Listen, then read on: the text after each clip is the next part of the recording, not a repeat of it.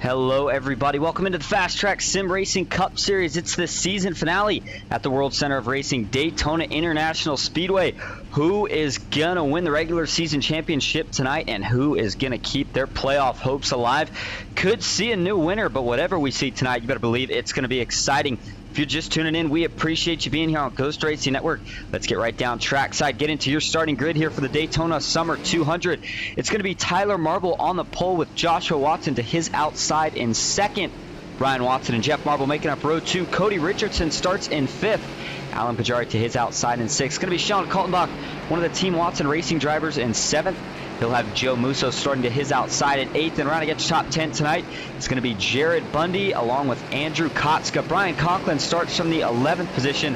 Back on in 12th is going to be Kyle Oakley. Jeffrey Souza starts in 13th. Jacob Musso in 14th. Ryan Haynes and Austin Fitzgerald making up row 8 with Matthew Cox and Cody Matthews just behind in row 9. Thomas O'Hara will start 19th. Danny Gutierrez rounding out your top 20. Last time we were here at Daytona, he did get the win. Keep a close eye on that 08 car tonight.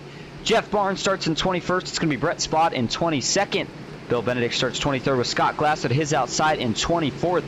Brian Curry and Andrew Nieder make up row 13th. It's going to be Richard Elliott and Adrian Watts rounding out row 14. Tracy Powers starts 29th, and it's Jeff Shutt making up your top 30. Andrew Russo and Johnny McCulchuk start 31st and 32nd. Last two cars in the field tonight going to be 33rd Glenn Grigsby and 34th Christopher Hall. Looking a little bit further into your race info here tonight. Going to be a little bit interesting here at Daytona. A lot short of a race than what we saw last time we were here for the 400. Well, the 250, excuse me. This week it's the 400 cut it in half. That makes it the Daytona Summer 200 here in the FastTrack Sim Racing Cup Series. Going to be 80 laps tonight. Everybody, as always, has 100% fuel, 3 sets of tires, no fast repairs, 3 green white checkers if we need them, and it is open setups. Weather outside, 9 miles an hour wind, 84 degrees outside, partly cloudy skies, and track temp going to be kicking us off at 86 degrees for this 2.5 mile super speedway. Here we go. It's the final race in the regular season. Plenty of storylines to talk about and plenty of guys that can make or break their season here tonight. Green flag is in the air. We're racing at Daytona.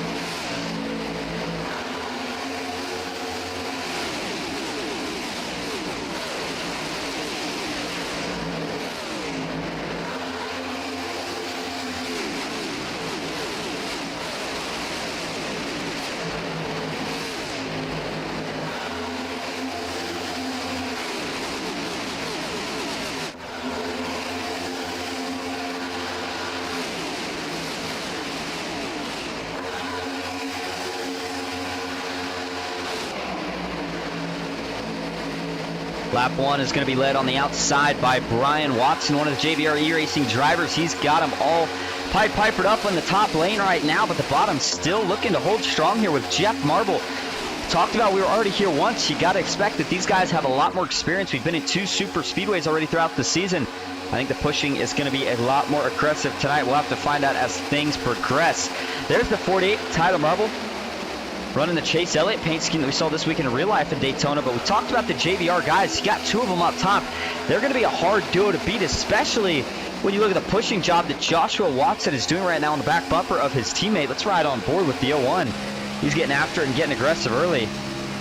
That is what it's going to take in these next gens. He's got 9 wins on the season. Could make it 10 here tonight. Couldn't get it done on the Brickyard last time we were broadcasting. Of course, they were at Watkins Glen last week. Josh is carrying one of our driver camps tonight. These things are going to be extra special here tonight because these guys are going to be getting really nervous. Energy picks up as this race goes on. That pack is going to get much more aggressive. There's the big shot to the back of his teammate. Camaro's lining up pretty well down the Daytona super stretch, but as they work into turn 3, this is where it gets a little dicey. You see he's trying to stick to his teammate here, but he does have to burp the throttle just a little bit. That's that game of fire that you kind of play with as a driver, and you keep pushing more and more until eventually it doesn't work out. So far, so good. The 2 lines hanging strong. We got a couple guys off the pack, though, already pretty quickly after we took the green. Not sure if this is guys just wanting to play it safer with issues early, but it looks like Johnny McCulchuk is the first of the drivers that is not with this main pack. He does have a group, not really a group, he's got one more guy with him, and Andrew Russo. But these two are going to have to get it together and get back up there in a hurry because, man, you lose that pack, you lose so much more time in the next gens than you do in any of the other series. But at the same time, you get the perk of being able to tandem draft in these next gens where we'll see two guys lock bumpers and they got to stick together for as long as possible. Doesn't look like McCulchuk and Russo are able to do so yet. They got two more guys behind them looking to do the same thing.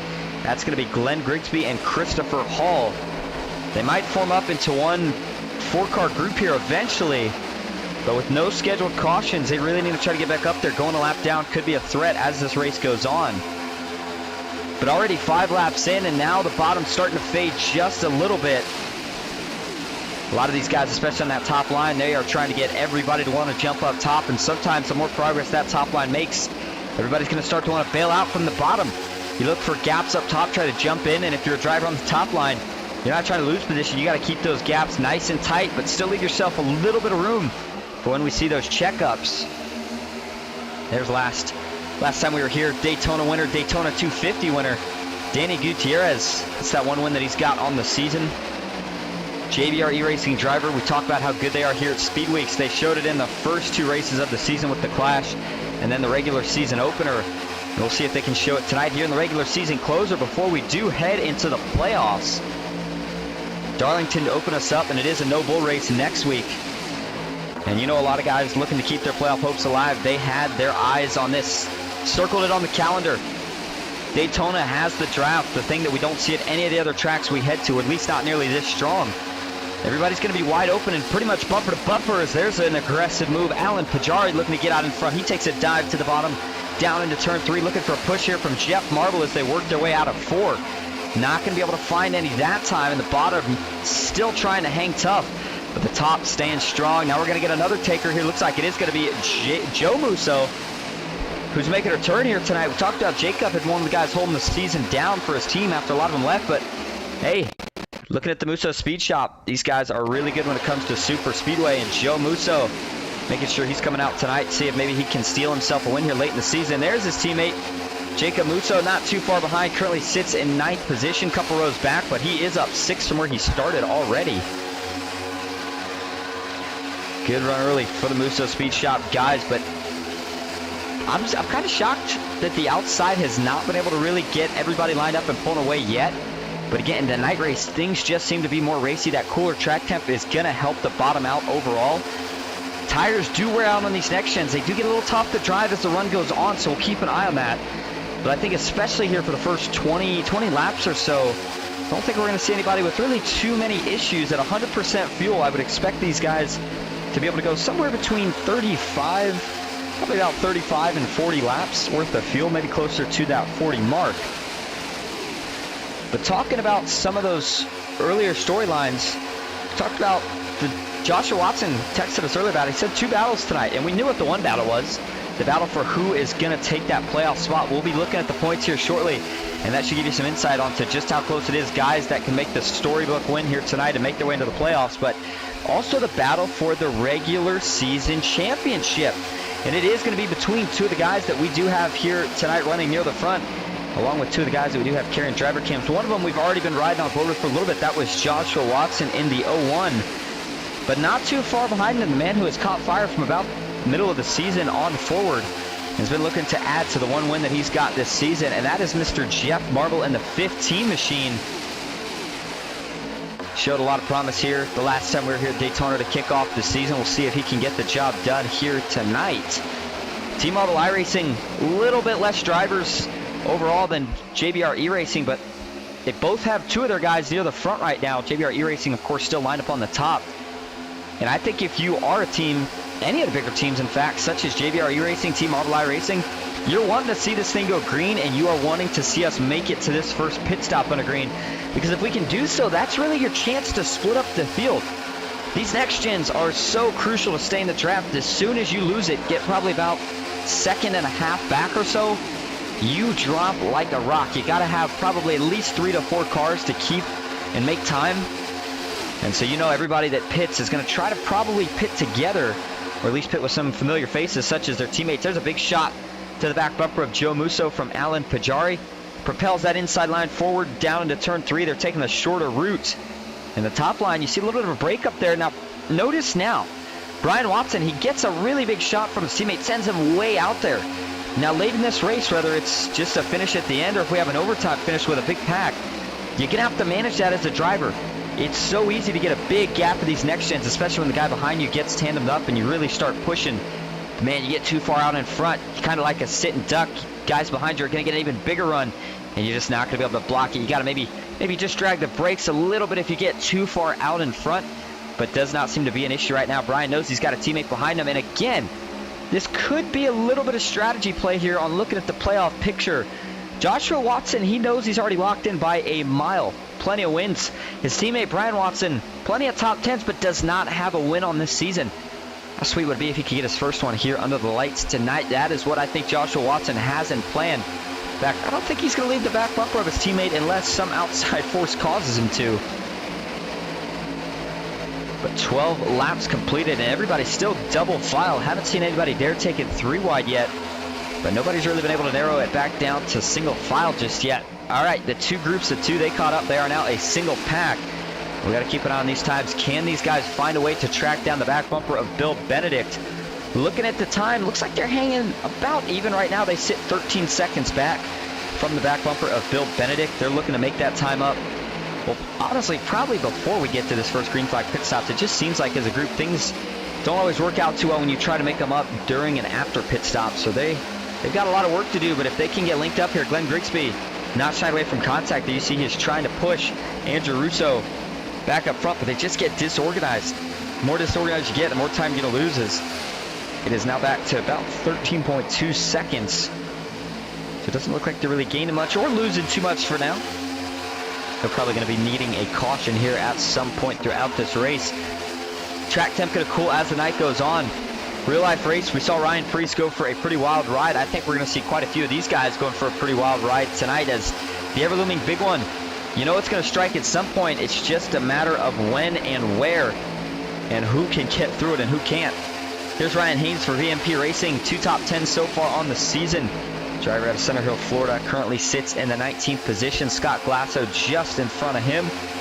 Danny Gutierrez up there as well. And the further back you go, Bill Benedict, we talked about. He is currently rounding out this pack on the outside line. Just below him is Jeff Barnes. Good to see him in the field tonight. He's got 5 top 10s, although maybe not been able to make all the starts. There's one of the rookies, Thomas O'Hara. He's got a top 5, and Matthew Cox with a win on the season. Probably the rookie leading those categories. He currently sits back here in the 28th position. And looking at Super Speedway Racing in a nutshell, some guys are good at it, some guys maybe not so good at it. We have our road course specialists, and then we have our Super Speedway specialists. And I gotta say right now, JBRE Racing, Brian Watson, he certainly looks like our Super Speedway specialist here tonight. Him and his teammate both, but Joe Musso not giving up on the bottom. Alan Pajari continues to push. I think the only thing that's really going to come back to bite this inside line at some point is going to be the more these tires fall off. Starts to get a little bit harder to hold the car down there on the yellow. Do not catch yourself bumping that apron either. That is a big no-no here with the transition. Speaking of that transition at Daytona, getting off pit road, definitely a lot more tricky here than Talladega, the last Super Speedway we were at.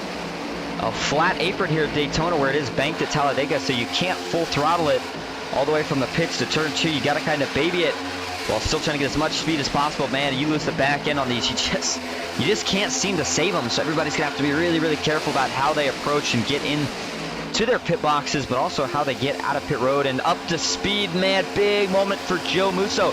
He drops to the bottom. We got a bunch of chaos here. That causes a massive stack up throughout the field. Joe's down to the apron. Oh, got a big wreck. Ryan Haynes up on his side. So is the 03 of Adrian Watts. T-bones Scott Glasso on the exit of the short chute. First caution of the night flies on lap 16. Heavy, heavy damage to the front end of Adrian Watts.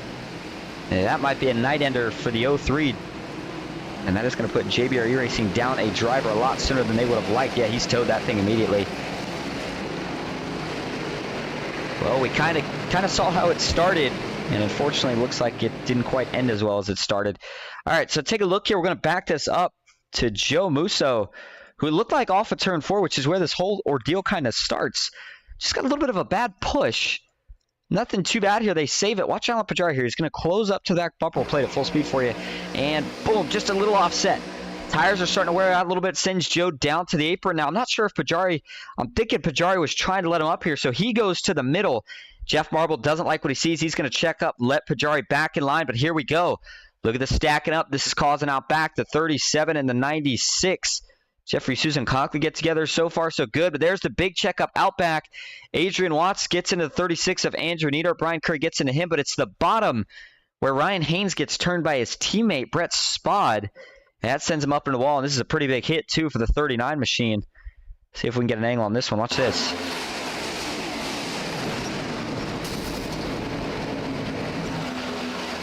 And that may have been the big one early, and that collected quite a few guys.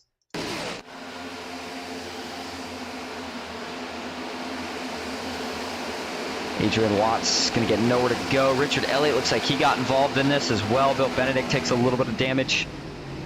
I think Matthew Cox may have snuck by on the inside if he didn't get any damage during the actual wreck itself. But there's a mess of 4 or 5 cars.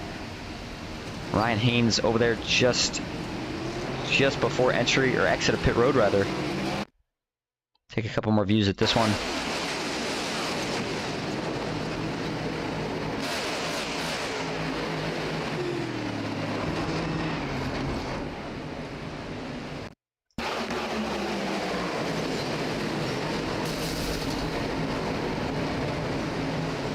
Take one more shot of it here, right on board. Right on board with the driver of the 03. Show you kind of an effect of this checkup in general and how it's like a chain reaction. It gets bigger the further back you go, and eventually somebody just not quite able to get the memo. And boom, there's a contact. Heavy contact.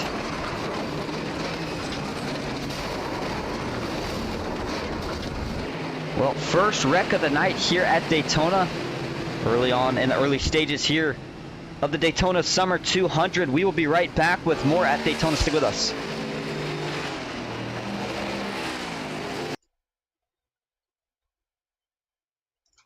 Ghost Racing Network now has merch. Go to grnmerch.com to browse our selections from stickers to custom-made by-request hoodies and shirts. If you've ever wanted to support Ghost Racing Network outside of YouTube, here's your chance. Ghost Racing Network, for the scary side of iRacing.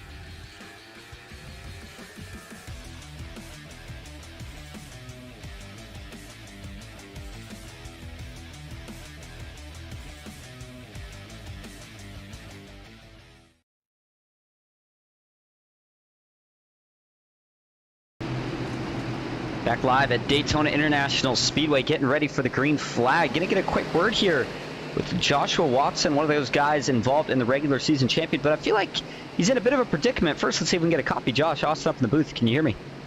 Yes, I do. All right, well, the question that I really got for you here tonight is, Brian Watson, your teammate, could get him his first win of the regular season tonight. You guys are working really good together, but at the same time, you're battling for the regular season championship. How are you going to balance that out?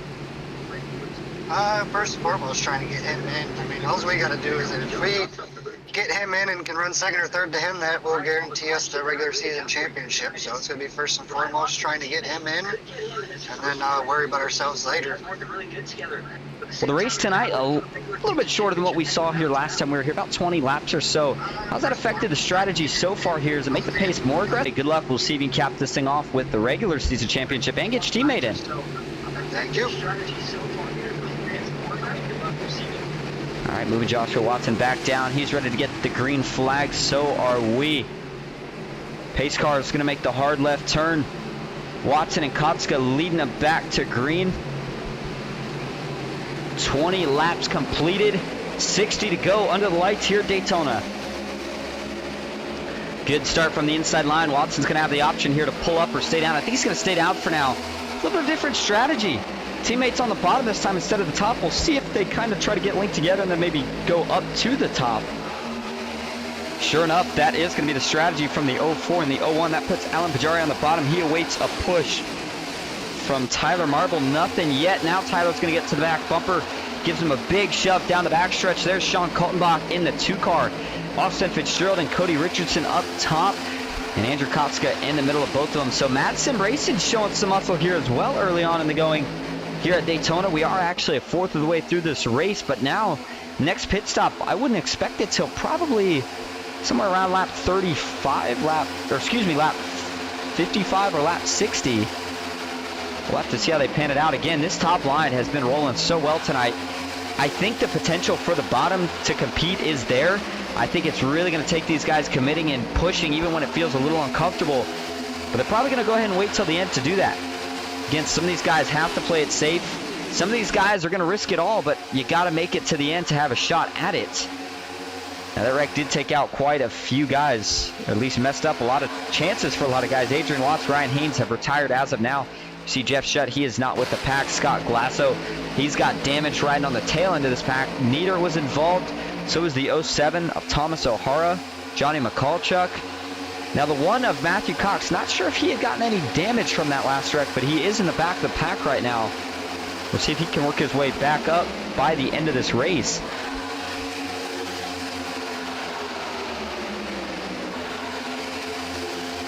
He's got 2 on the top. I don't think they're going to go to the bottom again. It's a lot harder to side draft the top back, and then it is for the top to side draft the bottom back, if you will. And right now, leading the bottom line, pretty strong car that you got down there in Jeff Marble. And he has taken a really, really big push right now from Alan Pajari. Guys try to find who they work best with. Again, your teammates are your preference, but there you go. Right there, you got a little glimpse of it. Alan Pajari, you see how uncomfortable he's got Jeff Marble, but in all that uncomfort, they got to the front. Pajari got really aggressive on the back bumper of Jeff, and it worked. I mean, they got dead even, maybe even poked the nose out in front when they were exiting turn 4. And they see Alan Pajari backed off a little bit, allowed Jeff to gather it up, and they start to lose about 2 car lengths worth of distance again. They drive it down into turn 1. Austin Fitzgerald, who currently sits behind Andrew Kotska. We've seen him win at a super speedway this season at Atlanta. Atlanta number 1, first time we headed there. We'd like to see if he could get one here at one of the big boys, Daytona or Talladega, but of course it would be Daytona if he can get it done here tonight. Surprised we didn't have a bigger field. Again, I mean, with the idea of winning you're in, assuming that you have enough races under your belt, I thought we'd have a pretty sold-out crowd here tonight. Everybody looking to see if they could get in with one last kind of Hail Mary, if you will, at Daytona, but it's just not been the case. Surprising as it may be, here's Scott Glasso and Thomas O'Hara with their damage. They are starting to fall behind. The next gens are built kind of like tanks. It does look like Glasso still has some pretty heavy front-end damage, but I think if these guys can get another caution or two, get those things fixed up a little bit more, they might be able to recover and hang with the pack. But right now the speeds are running up front. They're too fast for these guys to really hang around. And let's take a look at those speeds on the outside. Here's Joshua Watson and Brian Watson. They get linked up. They're going to hit about 194 as we get down into turn 3. But again, as pushing picks up, pushing turns into shoving, if you will, I think those speeds are going to pick up even more. JBR E-Racing guys really dominant on the outside. Man, Jeff Marble had a handful right there on the bottom. Alan Pajari was giving him a big push. I think Alan knows it's working. He might be screaming over the radio right now to Jeff, "It's working, man. Just trust me on it." I'm sure Jeff himself probably isn't feeling too comfortable about it. Look at Joshua Watson. Look how nice and smooth the hands are. Positions flop now for the 2 teammates on the first run. It was Josh pushing his teammate. Oh, man. Brian almost got his teammate turned around in the wrong direction there, middle of the turn. He knew he had to push, and he did, but wow, was that a close call. That gives the inside line a surge. Is it enough for Jeff Marble to get clear and jump up top? Gotta think jumping up top is the move, but if he does, what do you do if you're the JBR Racing teammates? Do you think about maybe trying to take them 3 here? We're about to find out. Alan Pajari to the top, and he is looking for the lead. Joshua Watson gives him a big push into the tri-oval. And now that does line up the Team Marble iRacing drivers on the bottom. We'll see how well they work together. It's a Chevy and a Camaro. And in this case, the Camaro nose a little bit more pointed than the Ford. Some guys say that affects them, some don't. Don't think it should be a big deal here, but not going to have a choice. Tyler bottoming out as he clips the apron there just slightly. Danny Gutierrez moves up to 4th in line on the inside. And you know what? How about the run right now from Cody Matthews? He could be looking for a season best finish tonight. He's already up 8 positions, 9 now from where he started in that 9th spot. But he is looking for more again. I really would like to see a green flag stop from all these guys tonight. I think that's going to make or break a lot of people's races. Ooh, man, Brian Watson with a moment there off of turn 4. He had to check up. Looked like maybe he was thinking about going 3 wide on the bottom and thought better of it. But this has just killed that outside line. And now it seems like the bottom might be starting to transition as the place to be for now. Looks like these guys are coming up on what is going to be their first lap car that they have to deal with here of the night. Looks like it is the 32nd place running car right now of Jeff Shutt. He sits about a quarter of a front stretch ahead. They are going to get past him here in probably the next couple laps. Question is going to be, can the 27 hold on to the back of the pack and, well, in turn, hopefully get the lucky dog if we get a caution. Don't think anybody else is a lap down right now. I think it's just the 27. We'll see right here as he is going to get lapped. The field going to go by him here through the tri-oval. Speed difference in these next gens is just so great. I mean, we talk about some tracks, guys maybe fighting to stay on the lead lap. That's just not really anything that you can do here at Daytona once the pack catches you. But it certainly does make everybody else's job a little bit tricky for just a moment, as they're going to all split him 3 wide through the middle and top line. And actually the 27 here is catching a little draft, and you can see that is making it difficult for some of these guys trying to get around. And man, the 88 of Andrew Russo going to check up, lets the 27 slide right in front of his nose, and he's going to push them so that they can hopefully keep the pack. Is the 35 of Brett Spod just behind. But how about leading now on the top line out of nowhere? Danny Gutierrez for JBR E-Racing. They now have 3 of their drivers currently sitting inside the top 5. Brian Watson, Joshua Watson, and Danny Gutierrez. We're going to keep talking about Danny, I think, a lot throughout tonight, because he knows how to get the job done at this place. Won at Daytona, already had locked himself into the playoffs just about with that win, so he had momentum the rest of the season. Had a good run last week at Indy, so he's carrying a little bit more momentum into this week already. And he's not one of the drivers that necessarily needs a win to get in, because he's already got in with that win. But man, he'd like to make it 2 for 2 here at Daytona. Everybody loves to win the biggest race of the season, of course, with the Capital Auto Group Daytona 250, but winning under the lights at Daytona can be just as sweet. Again, the shorter race. Now, I know Joshua Watson maybe said not really, but it just seems like the aggression has been a lot more off the start. Again, everybody keeping it respectful for the most part with the 2x2. But there has been a lot of pushing. A lot of guys don't look like they're necessarily ready to just settle down and get to the pit stop. More or less, a lot of guys look like they are trying to keep the hammer down and they want the lead. Clean air does help a little bit in the next gens here at Daytona. Staying wide open is a lot easier. In fact, this is going to be kind of hard, I guess, to maybe put into words as much as it is if you could see it or if you were driving on it. But with the next gens, when you're back in the dirty air, they're still drivable, not too bad, especially on new tires. But when they start to get on old tires and you're in a single file line like this, when there's checkups, you got to be real smart about how you play with the pedals. Some guys don't just let out of the throttle, because when you let out of the throttle on these, it tends to send the car up the track a little bit. Gets a little tight. Some guys will maybe just drag just a little bit of brake if their run's too big, or maybe just ever so slightly let off the throttle. Here's a ride on board now with Jared Bundy in the 6 machine. He's got a pole on the season. Cody Matthews just behind him. Joe Musso and Jacob Musso find themselves racing side by side. The teammates, they can get lined up later. They might have a lot of speed. We know they're good in the trucks when it comes to super speedways, so you know they'd be good in the cup cars. And Glenn Grigsby, could he maybe go for a season best finish tonight? That would be a cool story if Glenn could somehow get a win here tonight and make his way into the playoffs here in the season finale. We go up front. There's the best view in the house. Danny Gutierrez. No traffic in front. The only guy he's got to worry about right now is Alan Pajari, who took a dive to his inside. Good news is he didn't really have much momentum, so Danny Gutierrez surges back ahead down into turn 1. And he brings Joshua Watson with him. Now, what will Watson do here? Looks like he is clear, and his teammate borderline clear. Brian Watson doesn't look like he's quite clear yet, but he's got a chance here. Does he drop down to the bottom?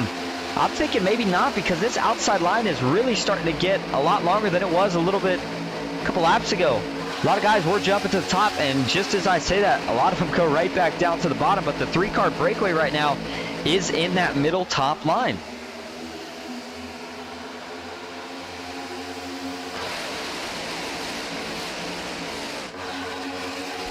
Field roaring by at 195 miles an hour through the tri-oval. Again, pushing through the corners. I know all these guys had time to practice. I think during that practice session, your best bet was finding somebody that you felt comfortable pushing through every point of the track, because that is going to be the guy you lead to the front. And you may have seen it a couple times with the 2 Watsons going at it.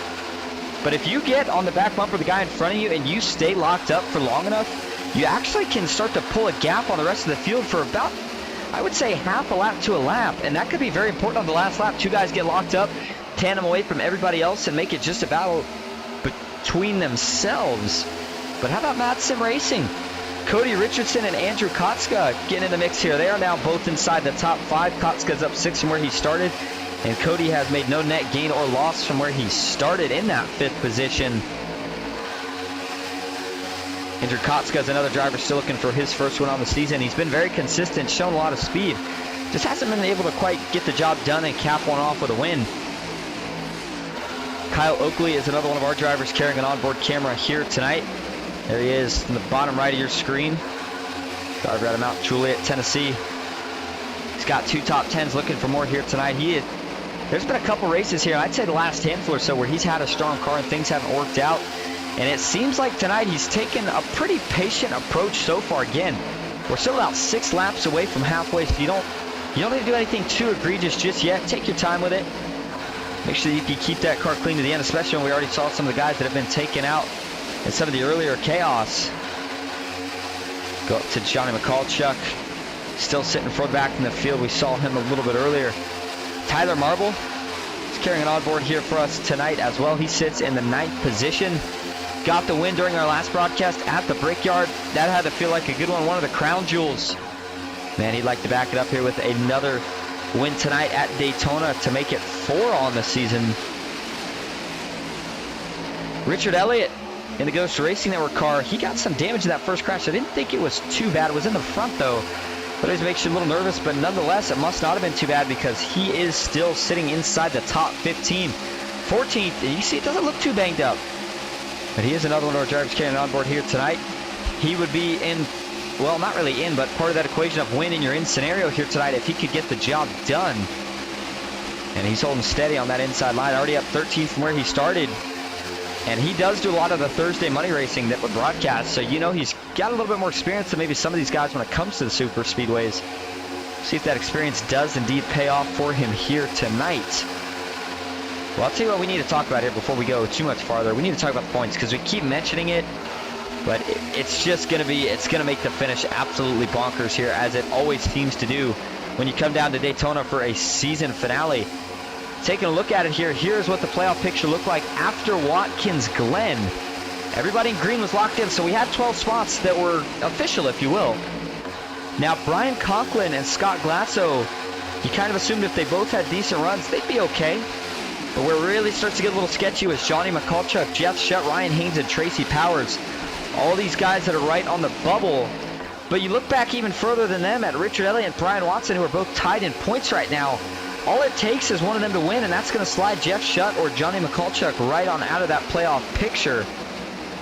Granted, McCallchuck and Shutt, both teammates. Going to be interesting to see how those guys shuffle it out. Everybody in green just looking to see if they can do a little bit more damage here in the regular season tonight. And then, of course, Jeff Marble looking to see if he can win that regular season championship. And you can see that here. Oh, and actually, I take that back. Looks like we had 2 schedules up, so I apologize for that.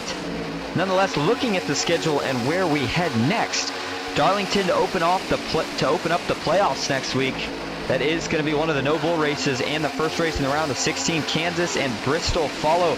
Bristol the final of the no bull 5 races. We'll see who gets to win in that challenge category. Texas kicks off the round of 12, followed by Big Bad Talladega Super Speedway. And then we head to the Charlotte Roval Road Course and Oval mixed together.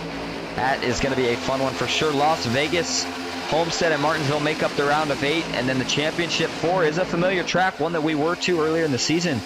And that is going to be Phoenix, 156 lap duel in the desert to decide who wins the FastTrack Sim Racing Cup Series Season Championship, presented by the Alloy Wheel Repair Specialists.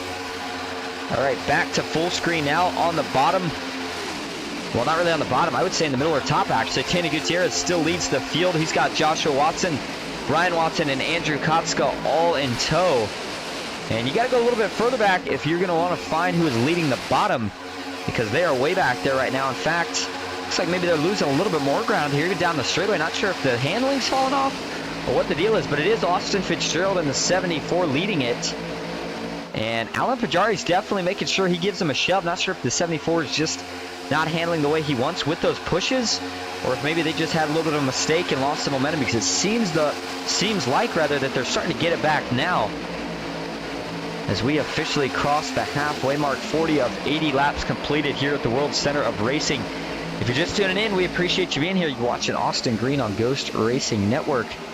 Wasn't here last week, so we're getting kind of back in the swing of things. But these guys putting on a good show is a good way to get right back into it. It's about a 5-car breakaway up front right now. 6 make it, as Jared Bundy looks like he gets clear of that inside. And it's kind of odd looking. They almost look skewed. The outside line and the inside line look like they have about the same amount of cars, but obviously the outside line further ahead. Sean Kaltenbach, Jacob Musso, and Cody Matthews, the last couple guys in it, but a lot more going to slide up right here. It looks like Richard Elliott, maybe Brett Spod. He went to the top 2 as we had a couple cars bottoming out right there. And yeah, you can see Pajari, he's still pushing really hard on the bottom, trying everything to get Fitzgerald, but to get Fitzgerald out in front, but it just, nothing seems to be working really here. You gotta wonder how much longer he's gonna try before he bails up to the top line. Let's see what he can do here down the backstretch. Gets on the back bumper. You know what, Austin looked like he took that push pretty well. Car looked comfortable. We'll see how it does down the straightaway. And right there, you hear where he has to just slightly burp the throttle to make sure he's got him square. Those are the bumps that kind of maybe don't help them get going as quick as they would like to. Keep an eye on these two. They're going to keep working together. They are teammates now. May not be in the same manufacturer, but Alan Pajari and Austin Fitzgerald, both Dynamic Autosport drivers. Austin made the switch probably about I'd say about midway through the season. And it has worked out very well. Austin's got himself a couple of wins on the season.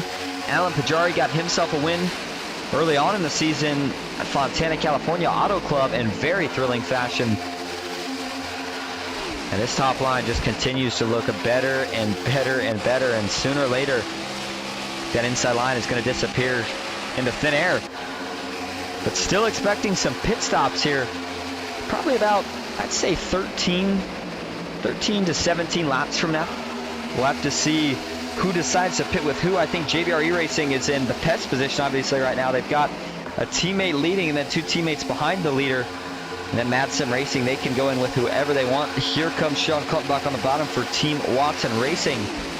You got to think Sean has been looking for his teammate tonight, Brian Curry. Brian, I thought he might have been involved a little bit in that first wreck. He does currently sit in the 18th position in the 28 machine. Another one of the drivers that has won the season. In fact, he's done it twice. We're going to see if he can do it a third time here tonight. Team Watson Racing is kind of in that sleeper team. You know, I know we see JBR Racing out front a lot, but you cannot count Team Watson out when you look at wins and laps led throughout the season. They have certainly been there, and some of the tracks they have had set up that have just not even matched the other guys and how fast they were. But so far tonight, looking like a pretty good run for Sean Kaltenbach. He now leads the bottom. It just continues to hang there. It seems like they've started to push up maybe a couple rows. And again, even if they're not quite able to get back to the front as they stand right now, everybody that's pitting is going to have to drop to the bottom eventually, and you would almost expect that they would probably do it a lap or two before they were going to pit. But it is all preference, and at the end of the day, as long as you don't get hit from the guy behind you, it doesn't really matter which line you take in a pit road. But you kind of have to merge to the bottom of the super speedway if you don't want to get hit, and you're going to probably want to let some guys know behind you. Getting tagged onto the pit road can ruin your night, especially when you look at the fact that this next pit stop is going to be our last green flag pit stop. So these guys know that they're going to have to execute it to perfection. No mistakes. Get in your box clean, get out clean, and make sure that you get up to speed on that apron nice and smooth. Don't want to catch yourself in any trouble. 45 of 80 laps completed here tonight. Pit stops coming up in about 10 to 15 laps. We're going to take a quick break. We'll be right back here at Daytona.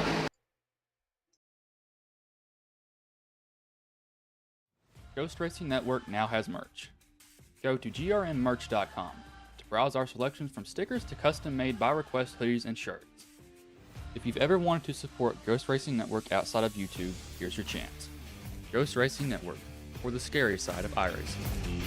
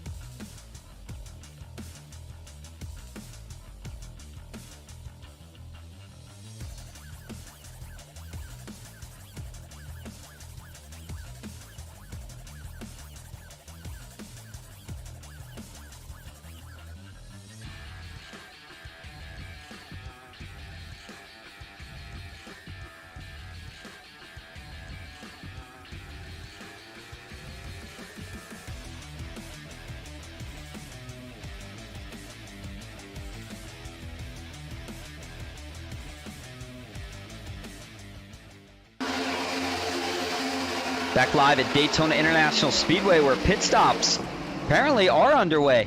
Looks like Sean Kaltenbach led some of the Team Watson Racing drivers down. Andrew Nieder went in, so did Matthew Cox and Brian Curry. Those were the only four to go down, and I think this is some strategy play. Again, nobody necessarily has to pit yet, but the fuel window's open. Oh my goodness, Richard Elliott, fifth car in line, big moment out of turn 4 down the short chute. He holds on. But back to the point, I think that's some strategy. I think these guys wanted to throw kind of a wrench in the plan here and said, hey, if everybody else wants to go late, we'll go early. We got 4 of us. And those 4, what they're going to have to do here is they're going to have to get together, and they are going to have to push like there is no tomorrow if they want to make up time. Now, granted, if they can make up time right now as it stands on the pack, it's going to be their best shot. And it looks like Johnny McCulchuk, the last car in the lead pack, that is who we're going to keep an eye on, the distance between him and Sean Kaltenbach. If that distance closes before these guys pit, then Team Watson Racing may have done a good strategy.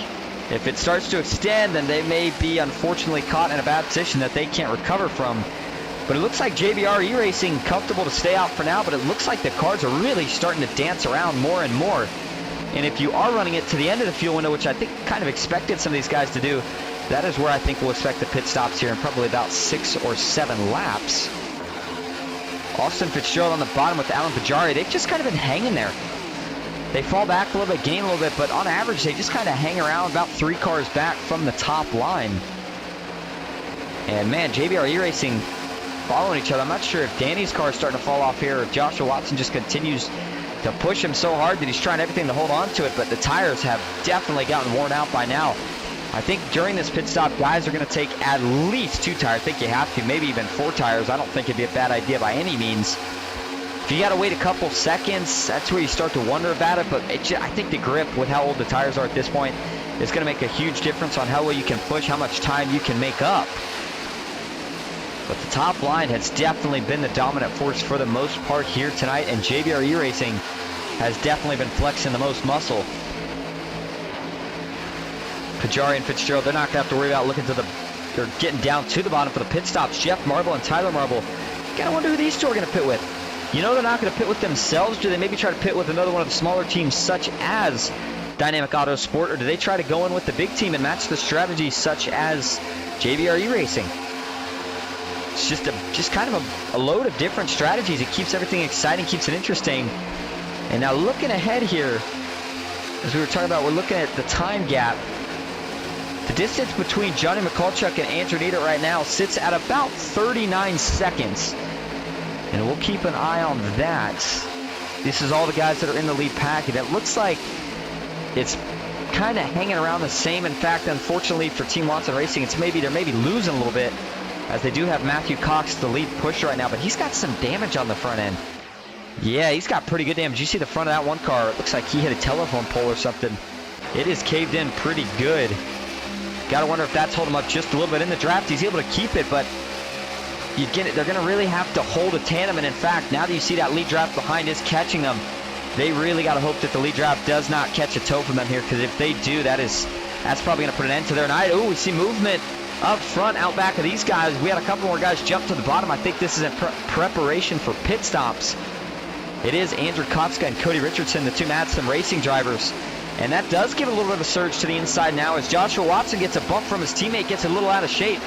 Danny Gutierrez with a little bit of momentum out in front, but the two Mad Sim Racing drivers, they are locked up on the bottom.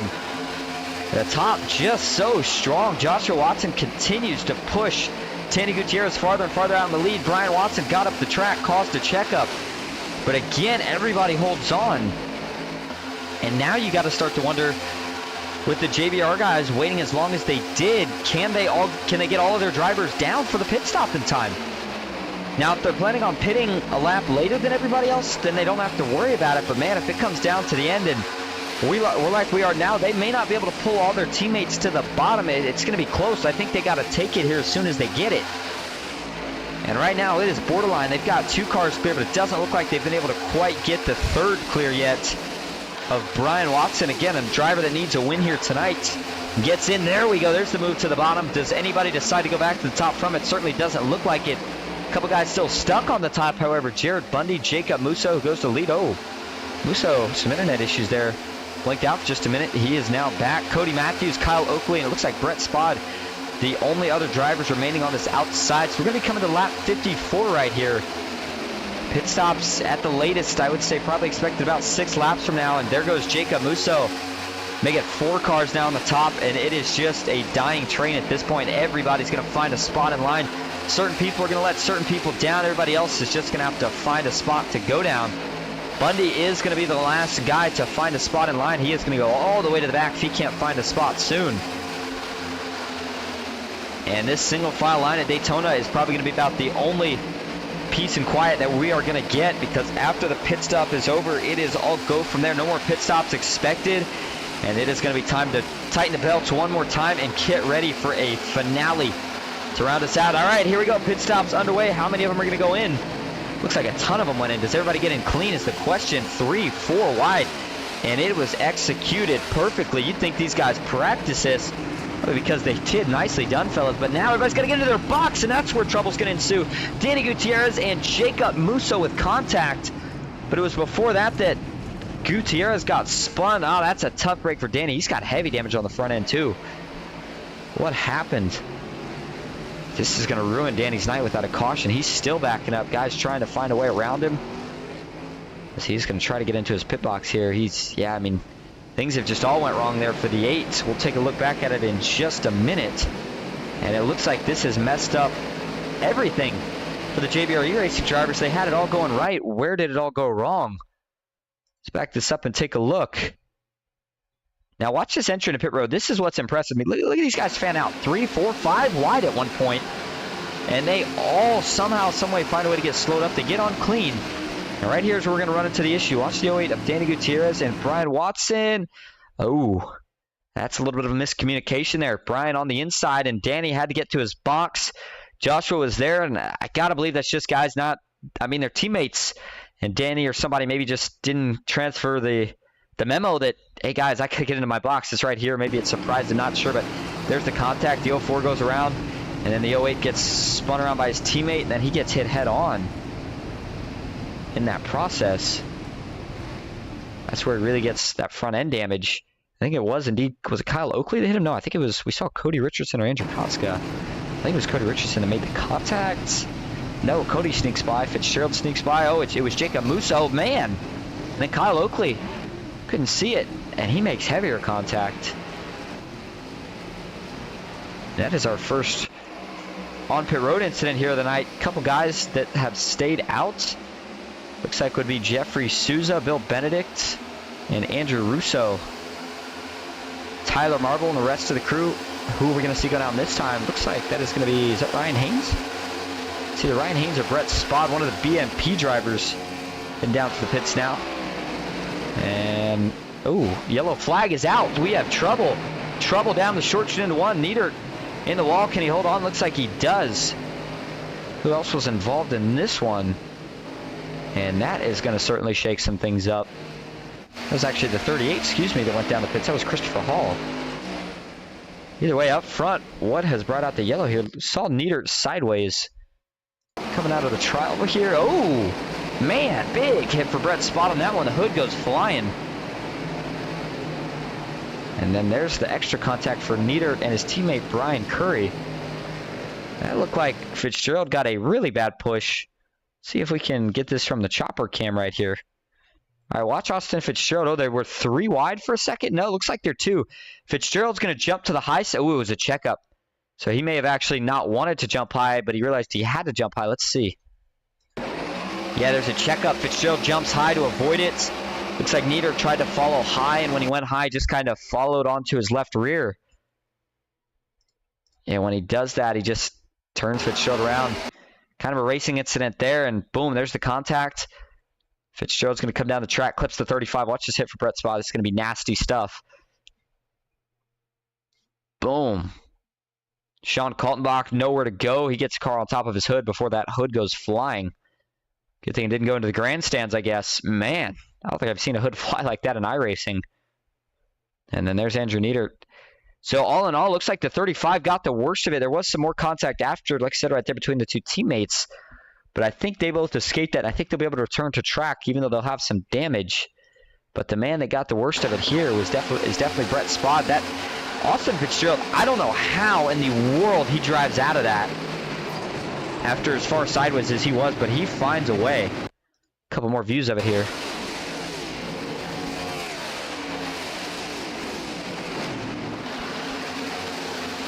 Let's try it on board here with Austin Fitzgerald. I mean, this is wicked how he manages to drive out of this. I know he uses Brett Spod a little bit as a crutch when he gets turned into him to save it, but still, I mean, to hold on to a car that is this sideways, you don't do that by accident. Let's put it that way. And looking for Austin here. Let's see, looks like he was able to hold position. He is still in 8th. Now watch, stay on board.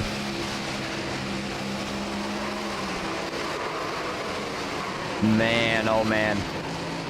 There's the slight contact he makes with Andrew Nieder, but I don't think he's gonna have too much damage. I think he's gonna be okay to continue on and still be competitive even. But Brett Spod, man, a heavy hit. I think that's probably gonna bring his night to an end. Yeah, he's on pit road now with his BMP teammate Ryan Haynes. Both of those cars involved in wrecks tonight.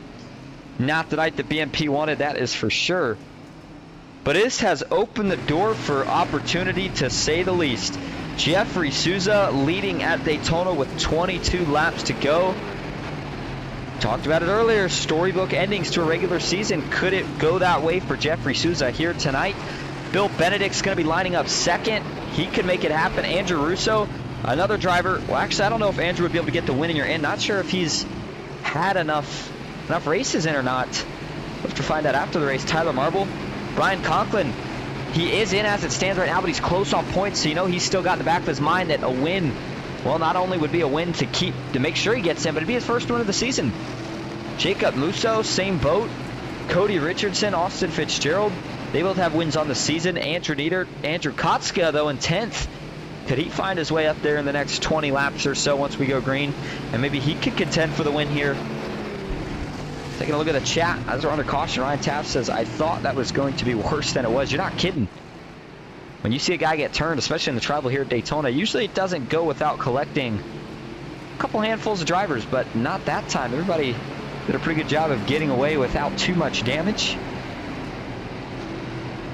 So Souza, I gotta assume here with no teammates. Actually, I take that with no teammates, maybe he chooses the top. Top has been the fastest lane for the most part tonight. 20 laps to go is probably about a medium length run. It's going to be about half a fuel run or so. So we did get to see our green flag stopped. Unfortunately, we didn't get to see it completely finish cycling out, see how everybody was going to fall. And with this bunching everybody up, it looks like we do have 28 cars currently being scored on the lead lap. And a couple guys, looks like only have one guy that is currently 1 lap down. Joe Musso, is 2 laps down. But in that 29th position and currently only being scored a single lap down is Jeff Shutt. So if we were to get another caution, he could very well get the lucky dog, get that lap back. And at this point, you're not pitting unless you're either in the back or you get damage from a wreck. I know tires are certainly important here, so I think if you went in under this caution, if you were in the back, or maybe if you got it during the green flag pit stops, that was when you took your tires. I think at this point, even though handling starts to get a little tricky towards the end, you just cannot give up track position for whatever cautions we get after that. And we've had a couple wrecks, but I still don't think we have seen a big one just yet. That last wreck only taking out a single car out of the race. A couple other guys with damage in the event. Wreck before that, though, the earlier wreck that we saw here tonight, took out quite a bit more. Flash you back to it real quick before we get the green flag. Big checkup. And then the chaos that ensued after it collected about 2 cars that ended up being the end of their race and collected probably about 4 or 5 more that got damage from it. But again, don't think it was the big one just yet. Hey, safest place to be is up front, and that is where Jeffrey Souza and Bill Benedict find themselves right now.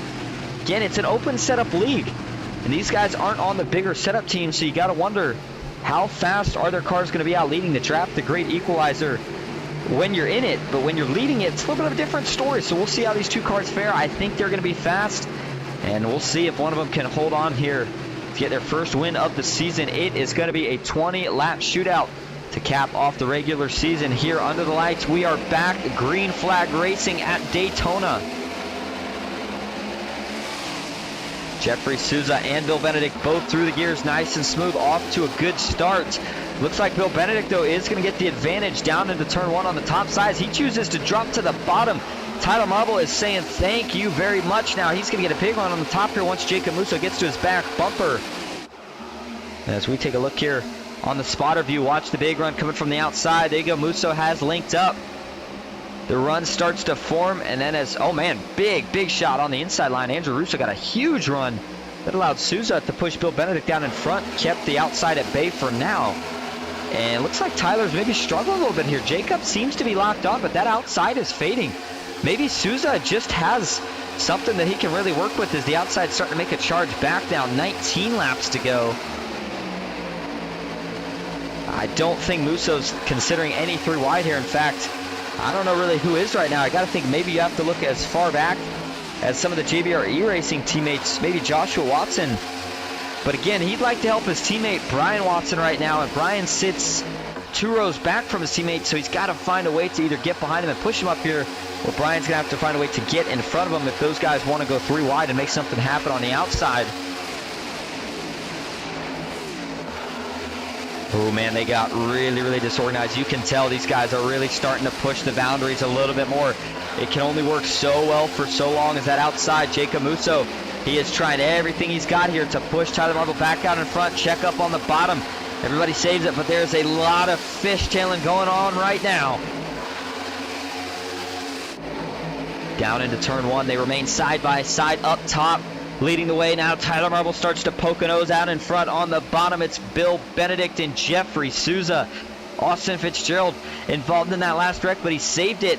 And there is the big surge. Jacob Musso is locked on. Look at the tandem work. They're going to get themselves a little bit of a gap. Do they drop down, though, or do they stay up? We saw Bill drop to the bottom. Will we see Tyler and Musso do the same? We will not. I think Tyler and Jacob both know that the top seems to be the place to be. Momentum is certainly going to be favored on that final lap if you're on the top line. It's just going to come down to who can push more aggressive. 17 laps to go. How about a little crank it up here in the season finale at Daytona?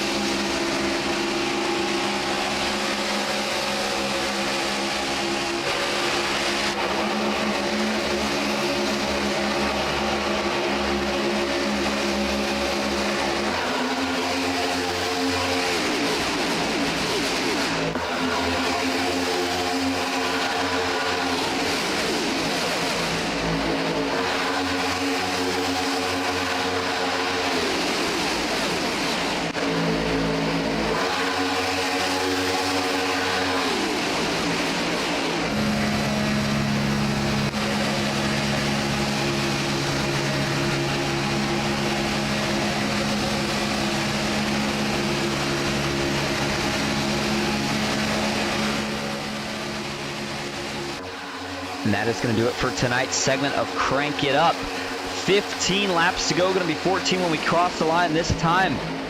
Again, you know that there's going to be a move at some point. You just kind of wonder when. Cody Richardson and Brian Conklin during that time frame found their way up close enough to the front from the inside that they were able to jump to the top.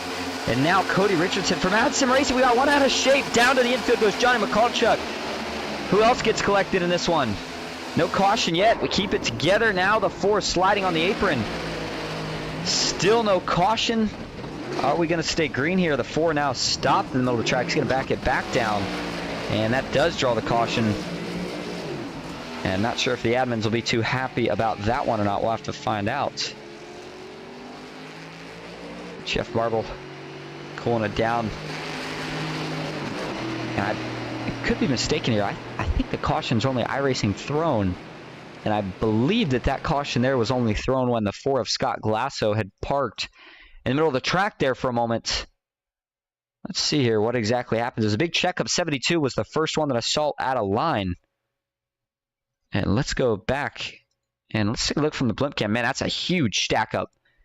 Let's see where it's going to start. It's going to start up here with Andrew Neidert and Andrew Russo. And it starts small, but man, it gets bigger as you go on. Jared Bundy, boom, back to Richard Elliott, boom, back to Johnny McCulchuk, boom, Scott Glasso. Not quite able to get the memo. Him and Kyle Oakley both get together. They get into Johnny McCulchuk. And that's going to send Johnny here for a slide. Watch him turn, trying to save it. Gets back down. Him and Scott Glasso make some more contact. That sends Johnny into the grass. And then Scott Glasso back up onto the track. Doesn't make contact somehow. Looks like we have one more driver caught up in that. I believe that was Christopher Hall. Yep, there goes his fender. Right here, he's good. And then gets back up and parks it on the middle of the track. Man, it's kind of a close call there. But luckily, nobody did hit him. It does draw the caution right there. Let's take a couple more views here. I want to see, did Johnny McCulchuk, I think he may have escaped without any further incident besides getting in the grass right here. Yeah, it's certainly looking that way. And that is Christopher Hall in the 38 that's got the heavy, heavy damage. I think that's going to be him jumping out of line right here. Watch the 38 in the back of your screen. Oh, yeah, just part of that checkup. And man, that's heavy, heavy right front damage. He hit safer barrier, but it certainly does not look that way. That car is destroyed. Back this up and take one more view of it here from the TV static cam before we go back live. Jump McCulchuk, still, man, what a great, great save. And then watch how close this gets for Scott Glasso. Watch this. Man, oh man. Overall, doesn't really take anybody out in that wreck. All it's going to do is bunch us all back up and make this finish that much crazier. Cody Richardson is leading the way. Brian Conklin in second. Bill Benedict third. Tyler Marble in fourth. Jeffrey Souza rounding out your top 5. Jacob Musso currently sits back in 6th position. Andrew Russo 7th. Austin Fitzgerald in 8th. Andrew Neidert 9th. And Andrew Kotska rounding out your top 10. Well, it's going to be probably 10 laps to go when we go green. Still a couple guys up here that could get their first one of the season and get in. Quick reminder, the next place we head here on Ghost Racing Network is going to be tomorrow night, Tuesday Night Thunder. I believe Dawson Wise will be joining us back in the booth. The Tuesday Night Thunder race tomorrow is double points at Talladega Super Speedway. Don't miss out. It's going to be a good one. Week after that, it's going to be the championship. Big, big money on the line. But, hey, nonetheless, Dawson Wise, speaking of, give him a real quick. I know he's probably not watching tonight, but this guy, if you saw him on Thursday, and he also did Sunday for NSRA covering here on Ghost Racing Network, phenomenal job. One of the best broadcasters you will see out there. If you haven't seen him, just go tune in for just a minute or two on either the last Thursday broadcast or Sunday's broadcast. Does a heck of a job. We appreciate Dawson helping us out and glad that he enjoys doing it. So 10 laps to go here. We talked about, we've got some guys here that could make a storybook finish. And one of them here that has had bad luck all season. But you know what? Let's hopefully try to see if we can maybe give him some good luck, or at least wish him some good luck here. That's Brian Conklin, one of the Team Marble iRacing drivers. They're happy to see him up there. They know he's got the talent up to get them. Let's see if we can get a quick word with him. Hey Brian, this is Austin up in the booth. You got a copy? I do. All right, man. Well, here we are. Final race of the season under the bright lights of Daytona International Speedway. and you find yourself leading that inside line. First question I got to ask you here is, what's the strategy, knowing that we've seen the top be so dominant here tonight? I'm just going to try to get a good push here. I mean, I really don't have a strategy. I just want to see if I get lined back up with my teammates and see what happens here at the end. You know how crazy it gets. It certainly does get crazy. Now, we know you're kind of in that bubble region, still not quite locked in the playoffs, but technically in as it stands right now. Now, knowing that, do you maybe turn the aggressive meter up a little bit here, or do you try to play it a little bit on the safer side? I mean, I definitely want to turn it up a little bit. I want to try to get this win to ensure that I'm locked in. But if I can just stay clean and have some teammates help me out, I think I'll come out pretty good. All right, well, we'll let you get ready here. I'll tell you what, Brian, there may have been a lot of bad luck throughout the season, but man, you can turn it around in a big way here tonight, get your first one of the season. Good luck the rest of the way. Thank you. All right, Brian Conklin, tell you what, you want to root for an underdog right there. There you go. Talked about it. Bad luck has struck just about every single race for this guy this season, and he still found a way to keep himself inside the top 16. And man, what a payoff it would be if he could get the win here tonight. Just boost that confidence that sometimes maybe you start to lose a little bit as a driver, even though you know you got the talent level to get it done.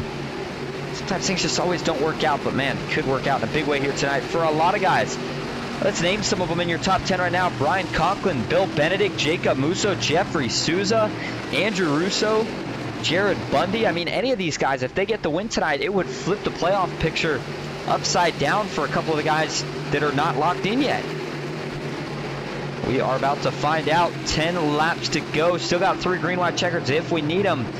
10 laps, plenty of a long ways. 25 miles left in the Daytona Summer 200. We are back green at Daytona. Good jump on the inside line for Brian Conklin. We'll see, does he indeed try to go up, or does he stick to the bottom? He's got a big push right now from Bill Benedict, but it's only going to last for so long. That top is going to get rolling pretty quick. Does Cody Richardson look for a side draft? Doesn't. Looks like Bill Benedict, though, might have got one on the 46. Another surge from the bottom line. They're going to drag race side by side down the back straightaway. Checking up out back, Jared Bundy, Alan Pajari, they're all able to contain it and keep it together. And a lot of the big name heavy hitters, they are no longer at the front. Tyler Marble's still up here, but Jeff Marble, Joshua Watson, they find themselves a little bit more towards the middle of this pack. Alan Pajari, there's Brian Watson, who had such a good night going. He's going to need a little bit more. Oh, Richard Elliott. And if he got a penalty, he's going to dive off here in the big ways. He heads down to pits.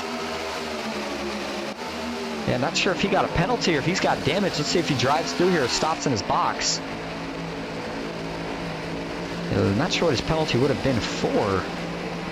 And it's looking like it's, yep, just sure enough, going to be a drive-through. So Richard Elliott must have got a penalty for something.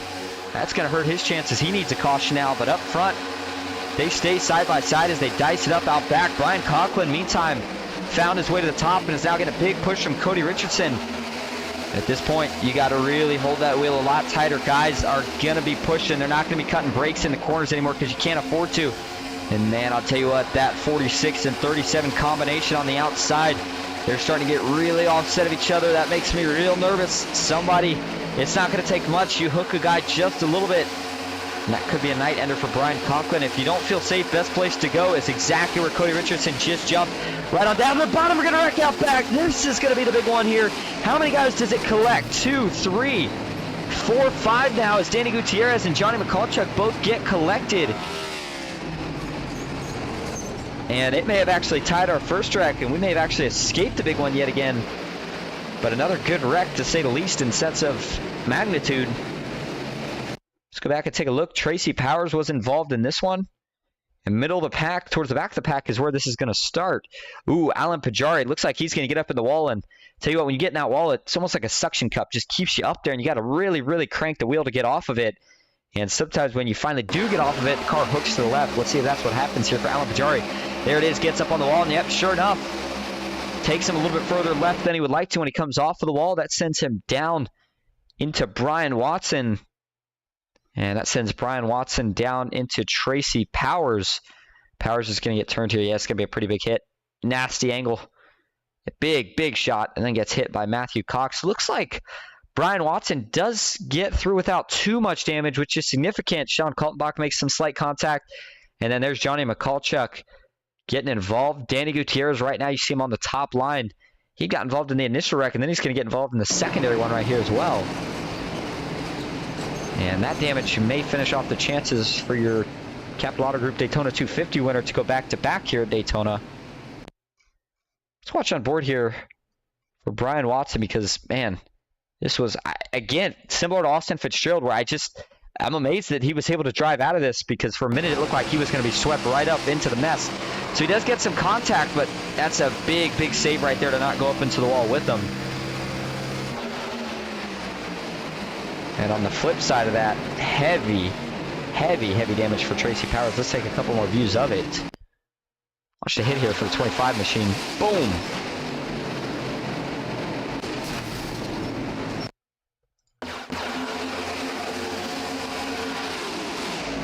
Just nowhere to go there either if you're Tracy Powers, just the innocent victim in that case. One more shot of it here from the wall cam. Another hood goes flying. And that will collect at least another car and put him out for the night, if not maybe two. Daytona has definitely taken its fair share of cars here tonight. Looks like as of right now, as it stands, I'm going to say 30, looks like 30th on back. Yep, sure enough, 30th on back, Brian Curry, Christopher Hall, Brett Spott, Ryan Haynes, Adrian Watts, all being scored out of the race. I was looking here, is Tracy Powers still on track? No, he's not, so he will also be scored out of the race here momentarily. Looks like he is flat left. Joe Musso, the last car currently on track in the 93 machine. He is not on the lead lap. But now with the 6 laps to go, another caution here. This shuffles some things up even more. I don't think it'll quite be an overtime restart. Thinking this is gonna, if we get the 1 to go this time, it'll be a 4 to go restart. But if we get 2 to go right here, that'll put us with 3 laps to go and we go green. Been a good night, though, overall. I'll tell you what, the FastTrack Sim Racing Cup Series has not disappointed. It's been a phenomenal regular season, and the playoffs just going to get that much more intense as everybody chases a championship. And we do head to one more Super Speedway during the playoffs. That is going to be Talladega Super Speedway, as we talked about earlier. And you think these races are intense. How about a Super Speedway in the middle of the playoffs? And, you know, the playoff format, 3 races per round. If you win one of those races, I believe you're all but locked in. You might even be locked into the next round just about. So that's why it's going to be so important for all these guys. They're going to be fighting so much harder each and every race throughout the playoffs. And don't forget the rest of the field. They don't go home just because they didn't make the playoffs. They will still be out here racing. And that means that there are still guys looking to get their first win of the season. So they're not going to be just giving it for free to the guys that are in the playoffs.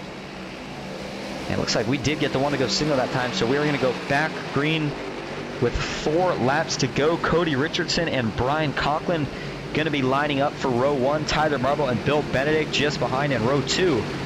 Jeffrey Souza, Andrew Russo making up row 3. Andrew Russo, by the way, up 25 positions from where he started.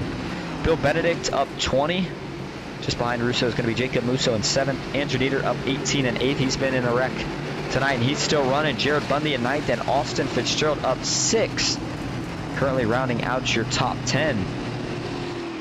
Some of those big hitters that we talked about still looking for a way back up. Jeff Marble, Brian Watson, Richard Elliott, and then Joshua Watson. He kind of was further back, but he has found a way a little bit closer to the front now in 13th. But he does still have some work cut out for him. I think you're going to either see Josh, Jeff, or Brian potentially be one of the first guys to go 3 wide. They might save it for the last lap, but nonetheless, I just don't see these guys staying double file all the way to the finish, not with what's at stake. And I'll tell you what, 4 cautions here tonight for 80 laps, not too bad. It may have been only 2 if we wouldn't have had the caution that was brought out when Scott Glasso had stopped on the track for just a moment trying to get it spun back around. Who knows, maybe we would have stayed green the rest of the way, and we might go green the rest of the way right here, certainly hoping for it. And man, I think we're about due for a photo finish. We'll see if we get one here tonight. Looking at the weather, it doesn't matter too much now, but track temp has cooled down a degree. Still partly cloudy skies, and humidity still at 72%. Weather has cooled down just a little bit. Actually, I believe it was 83 when we started, so that has actually stayed the same. Track temp being the only thing that cooled down a degree. So pace car is going to pull off potentially for the final time. 4 laps to go, your top 4, 2 of them with a chance to make the playoff for the win here tonight. Green flag is back in the air. Another good jump for the first 2 rows. Everybody's going to line up behind, takes these cars about a lap to really get the momentum cranking and get up to speed, but we'll see if anybody tries to make a move before then. Outside, looking a little bit more organized here through 1 and 2. Brian Conklin looking for a push from Tyler Marble, and I'll tell you what, that is good news for Brian. He's got a teammate behind him, and Tyler with 3 wins on the season. He's locked in. He's not leaving his teammate.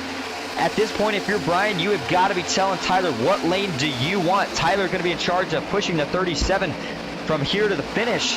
And that means the bottom line, Cody Richardson, he is going to need a lot of help from Bill Benedict if they want to find themselves the lead. And we'll see who tries to make the move first. You know they're not just going to let the Team Marble guys run away with it on the top line. But will they run out of time? 3 laps now to go. Top line still looking good. Teammates have a little more chemistry. Meanwhile, out back, we have a couple cars off the pace a little bit. Matthew Cox, Scott Glasso, and look like Cody Matthews. All not with this lead pack, but it does not matter. Again, if we make it to the white flag, still 2 laps away, then this race would be official. Oh, Brian hesitated a little bit. Tyler's going to take advantage. He splits his teammate, but he's going to try to drag a brake just a little bit, and it's just enough to let Brian Conklin slip back into line. Man, that was a close call. That's going to put him 3 wide out back. Fitzgerald now looks to the middle. That's not going to work. How long can they make it stick? Caution is out. Trouble towards the back, I assume here. And yeah, sure enough, looks like, is that Richard Elliott? I believe it is. It is spun around in the wrong direction, and that might have been a result. The craziness we just saw, he's got a right rear broken toe link. And yeah, that thing's not going to roll too well. That might put an end to the O2's night. And he's trying, but that thing's just not moving. Now I think he's going to have to pay the tow bill on that one. Let's go back and take a look at what brings out your 5th caution here of the night. Getting into turn 3, man, I'll tell you what. Let's look at the blimp cam first. I think Tyler cut his teammate a huge break here. I'm not sure if it was a push that initially got him offset or if Brian thought about going to the bottom. But let's watch this from the chopper cam and see if we can break it down a little bit. All right, so this is going to start all the way off of turn 2. Now watch here. Brian starts to drift down. Tyler's like, no, you got to get back up here. So Tyler jumps up, gets a push, but yeah, I think Tyler maybe just slightly checked up, just barely enough to let his teammate back in. Unfortunately, with that little mess that happened up front, it causes some big checkups out back, and we've seen it a couple times tonight. We see it again here. Those checkups eventually catch somebody, and I think they're going to get 4 wide for just a second before they wreck. Josh, I think, was trying to push his teammate. Unfortunately, ended up 4 wide. And then, ooh, might have been a little neck code. Yeah, I'm telling you, I think Josh was lining up the push, and then all of a sudden Brian shot to the low side here. Or does Josh purposely split him 4? No, it looks like Josh is lining up. Yeah, it's hard to say. Maybe he was looking for a move. Either way, yeah, it's a little bit of net code right there, it looks like. May have been some contact either way, though. And that sends Brian Watson out. But the wreck happens out back. They actually do a great job of holding on to it there. Richard Elliott, Jeff Shutt, and Glenn Grigsby get tangled together. Sends Elliott up into the wall. Looks like the 14 is going to get collected in this as well. That's Jeff Barnes, who we haven't got to talk too much about tonight. Got caught up in that last wreck. Yeah, it's a pretty hard hit for Richard Elliott. Broke the rear toe link too. That's going to be a tough one. You can't really drive back with that one. Eventually locks it down, but going to end Richard Elliott's hopes of making the playoffs here. Had a good run, had a couple glimpses at it tonight, but it's just not quite going to work out at the end of the day.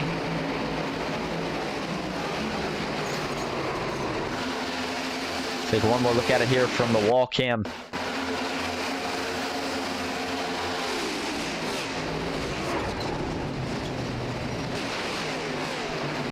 Back live up front. This will now officially put us into our first overtime. Going to be a 2-lap shootout, winner take all. If we make it to the white flag, the race will be official. If we don't, we will try it again. Again, we got 3 attempts at it. This is going to be the first of those 3 attempts. And looking at your starting, well, restarting grid here, if you will, Cody Richardson's going to be lining up first. Brian Conklin second. Bill Benedict still hanging around that 3rd position. Tyler Marble in 4th. And, you know, right now, I think if you're Cody, I almost think you got to line up on this outside right here. I don't think you let those two teammates get together on the outside, but we'll see what he chooses to do. Andrew Russo in 5th, as we talked about. Jeffrey Souza 6th. Andrew Nieder at 7th. Jacob Musso 8th. Austin Fitzgerald lines up 9th, and it's going to be Jeff Marble rounding out your top 10. Looks like we now do have 21 cars still on the lead lap, maybe a couple more. In fact, looks like we have actually, coming back there, looks like it might have been a little more than that. Scott Glasso in 20th, trying to rebound after the incident he had earlier. And sure enough, looks like we actually have 22 cars for now on the lead lap, maybe a couple more, depending on Jacob Musso that he comes out at. And man, Brian Conklin trying so hard. You can tell he wants it. But Bill Benedict, you know, he wants it pretty bad too. Cody Richardson, he'd like to add to the win column on this season right here. He's already locked in, but by no means does that mean he's just going to lay over here and hand it to somebody. And the field continues to kind of start to thin out here at Daytona as we've started to collect a couple more and more cars as this race has gone on. Cody on the inside. Man, I think he should have took the outside there. I'm really surprised that he did. And I mean, Brian Conklin and Tyler Marble have to be jumping for joy right now. He is lined up behind his teammate, and he is, I know he's telling him, I just don't see Tyler making a move on him here. Brian, great teammate, talked about the bad luck he's had, and I think Tyler right here is telling him, man, I will push you to the finish. Just hold me at pretty wheel, and wherever you go, make sure that I can follow. And they might even be able to get Team Marble iRacing a 1-2 finish.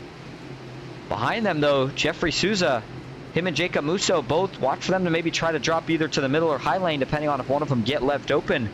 Maybe they try to make a move. And just behind them, in fact, actually, that was Richard Elliott. Talked about his night was over, but Jeff Marble, he's getting ready.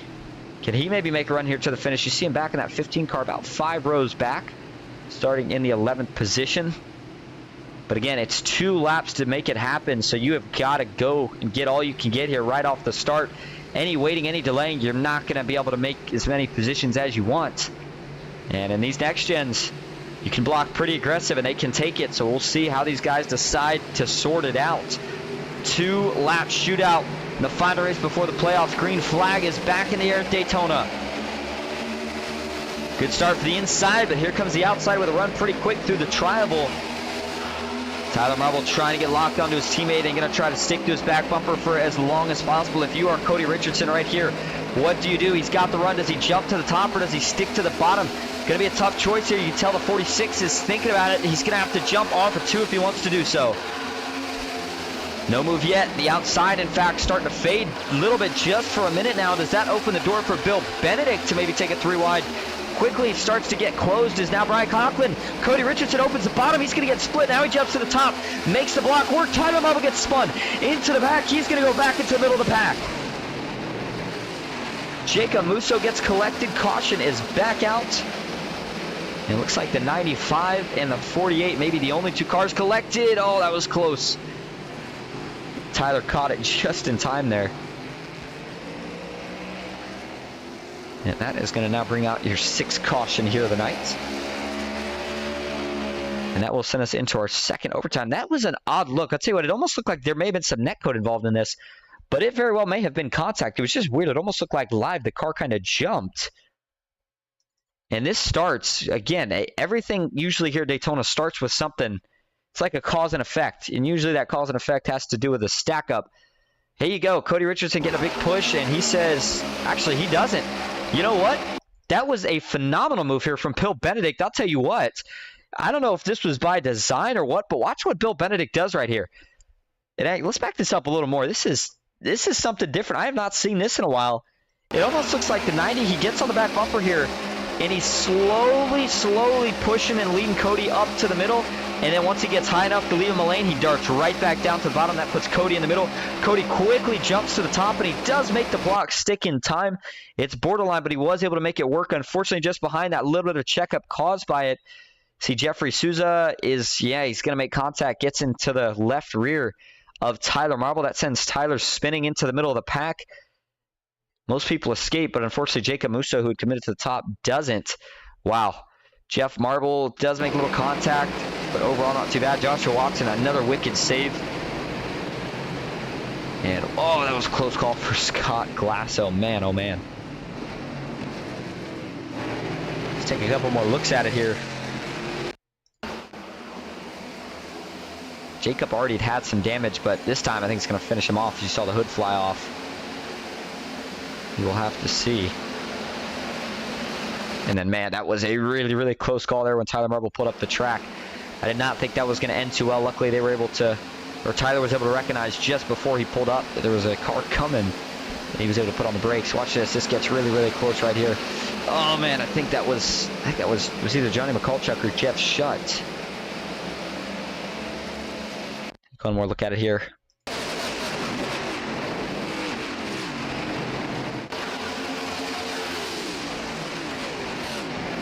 And the big shakeup with all that is your leader. Bill Benedict is now being scored as your leader with Andrew Russo in second. Cody Richardson in third. And if I'm Bill, I don't know if I'm taking the inside because something's telling me Cody's saying right now, okay, that's how you want to play. We can play that way. I don't think Cody's going to work too nice with him right here. Certainly will push him, but he may very well split him.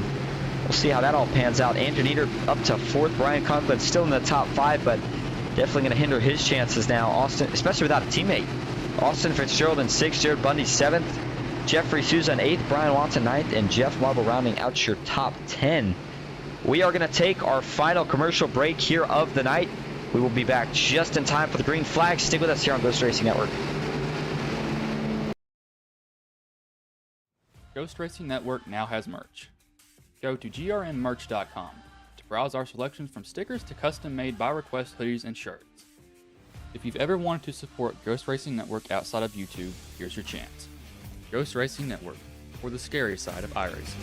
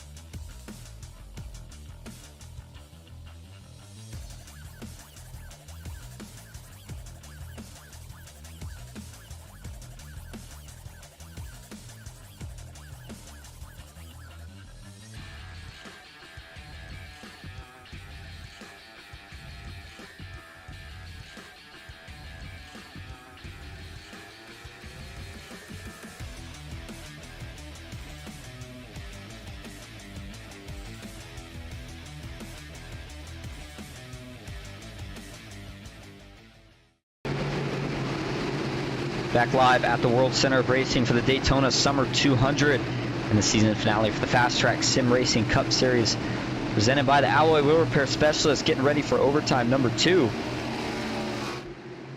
And it is going to be Bill Benedict and Andrew Russo leading us back to green, both up over 20 positions from where they started. These two guys have done a heck of a job all night, and one of them could maybe get into the playoffs again. I'm not sure if Andrew Russo would make it in with the amount of races he has completed, but I do believe Bill Benedict certainly would. Again, it's winning you're in as long as you have the races completed that you need to have completed for that rule to apply, which most of these guys you see in the field tonight do, but there's still a couple that don't.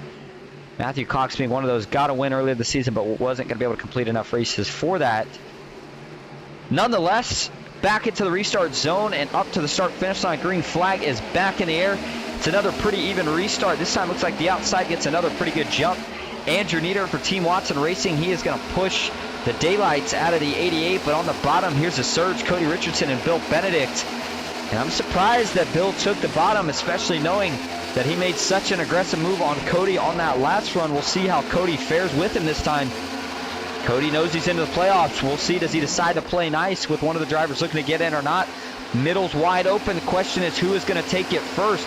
They stay side by side down the Daytona super stretch and into 3. And oh, Niedert's not clear. He's going to try it anyway. This isn't going to work. Big wreck. Niedert up into the wall. And this one is going to be the big one. We got a lot of guys in this one. Oh my goodness. The 96 of Souza gets involved. Jeff Shutt's in it. We got cars parked over here in turn 3. Joshua Watson, Jared Bundy. Oh, and Jeff Shutt may have just got himself stuck. Looks like that is going to be, is that Andrew Kotska or Cody Richardson? Cody Richardson, yeah, sure enough, he got tore up. Andrew Nieder was involved, I believe. Man, this took out a lot of good cars, and yeah, it's looking like Jeff Shutt may have gotten himself stuck on the apron. Yeah, that's going to be a tough break for him as well now, because he will have to tow if that's the case. Yeah, it's just not looking like he's going to be able to get off that thing. He's trying everything. And unless somebody's willing to T-bone him off of it, he is going to be stuck there for a little while. Let's take a look. Andrew Nieder, not quite clear, went down. I'm wondering if he may have got the tunnel vision, and I'll kind of break that down. I know we talked about it a couple times throughout the season during the Super Speedway races, but man, it seems like we always run into it. And I'll break it down a little bit for you right here. Now, they've got a big run. Now, sometimes here as a driver, you're so focused on the back bumper of the car in front of you. When he goes down, you don't even notice because you're just trying to give him a push. And, you know, I don't know if that's the case on that one. That's hard to say. There was enough of a gap in time period where you thought maybe he would have noticed. Maybe he thought he was clear. It was kind of hard to say, but certainly wasn't clear when he makes this move down. Bill Benedict was there and unfortunately ends his night after what was such a good night and such a close chance here at the end. Watch this. Just coming down. The 88's clear by a mile. I mean, it's not even really that close. I mean, Bill Benedict's up to his left rear quarter panel. Benedict on the apron, and then Nieder, when you slide like this and as sideways as he is, you know it's not going to end well. Bill Benedict's trying to save it. Actually, Bill does a pretty good job, and you know what? I take it back. Bill's night is not over because he saves that thing and moves on. Unfortunately, Cody Richardson was part of the cushion that he had to use to save it, and we just got a bunch of guys that get up into the outside hole here. In fact, Brian Conklin snuck through there as well. Jared Bundy, though, did not. See, Austin Fitzgerald's in it. Andrew Nieder, Jeffrey Souza, Jeff Marble, Joshua Watson, Jacob Musso, Cody Richardson, Jeff Shutt, Andrew Kotska, we talked about him, Sean Kaltenbach. Now there's Jacob Musso slide through this. Unfortunately, he does make a little bit of contact. I don't think it's too bad.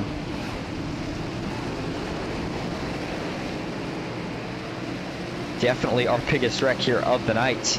Let's take a couple more views of it actually here. And when you saw that 36 slide, you knew it wasn't going to work. Tries to wheel it, but just not going to be able to save that one. Rips the front end off. And then there's the cavalry piling in. And Jeff Marble thought maybe he'd have a shot out of here tonight. Not going to work out for him either. Thomas O'Hara, I think he did. Looks like he slipped right by on the top line.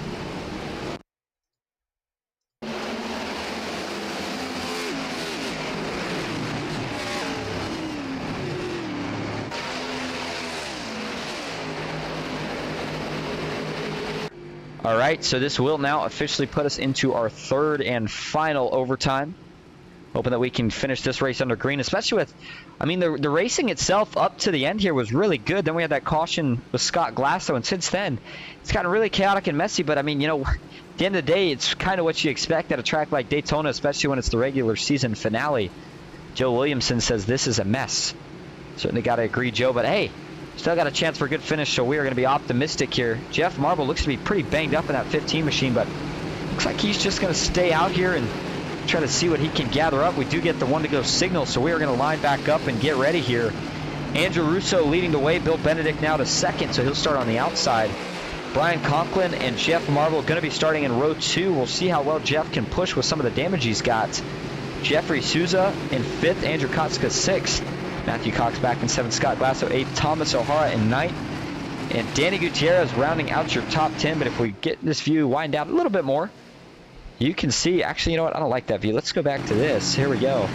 Up front, you see the field has dwindled down significantly. I mean, right now, at most, we probably only have 15 to 20 cars left in the pack. A lot of guys have been wrecked out. A couple of them from one wreck, a couple of them from just kind of a group of wrecks. And yeah, it looks like as it's being shown, we only have 18 cars still in the race. See how long that lasts. Remember that we started with 34, so we've definitely dwindled down probably almost half of the field. Still a couple guys that in that mess that I was talking about with guys that are not in the race that are laps down, but Jeffrey Souza. Looks like he does have some hood damage. I didn't notice that at first. Oh yeah, he's definitely got some hood damage. That could hurt his performance here a little bit. He may be a better pusher than a leader. Same circumstance though for Jeff Marble. And man, Andrew Russo and Bill Benedict still looking like they are in really good position. So is Brian Conklin to that point. Now, if we can get to the white flag, we will still race this thing out to the start-finish line under green. However, if we get a caution and these guys pile up in this first lap under green, then this race will end under caution. And that could really, really damper the hopes of anybody that was looking to get their first win here tonight, as they may not get a chance to race for it. And we're about to find all that out now. All right, pace car pulls off for the final time. Into the Geico restart zone, Russo and Benedict for a spot in the playoffs. Green flag is back in the air. Bill Benedict got a good jump, but he has got absolutely no help. Jeff Marble, not sure if it's the damage or he missed a gear, but he cannot get that 15 machine up to speed. That is going to allow the inside to get a big surge here. Brian Conklin already linked up to the back bumper of Andrew Russo. How quick does he make the move? Here comes Jeffrey Souza. Now Jeff Marble's going to make it to the back bumper of Bill Benedict. Is it too late, though? The outside has fallen in a big way. Here they come down the Daytona super stretch. No move yet to the middle. There it is. Cody Richardson looking to the middle. Will he get any help? Actually, that's Andrew Kotska, excuse me. And everybody trying to keep it clean. Kotska still working the middle. Now it clears out. He is now leading the top as Bill Benedict is going to drop to the bottom. Working their way off turn 4. Looking to take the white flag this time. Can we make it into the trial? Well, we are. White flag is in the air. Who is going to win it at Daytona? Russo still leads. Conklin in second. Benedict jumps to the outside with no avail. He's not going to get any help. They're going to stay all single file just about into turn 1 for the top 4. Souza gets loose. Big check out back. Everybody's going to stay in the throttle. They're going to all pile up. Big pile up out back. It collects everybody. Andrew Russo pulling away from the chaos. Who gets through this one? Looks like Thomas O'Hara does, but is he going to have enough time? Andrew Kotska, the first to get through. Andrew Russo is not going to have to worry about a thing. He will cruise to the finish. Rookie season. How about it? Out of turn 4 for the final time. Made up 30 positions. Held them all off on the last lap with a big wreck. And guess who is going to win it at Daytona? The 88 machine of Andrew Russo gets his first win of the season under the lights at Daytona.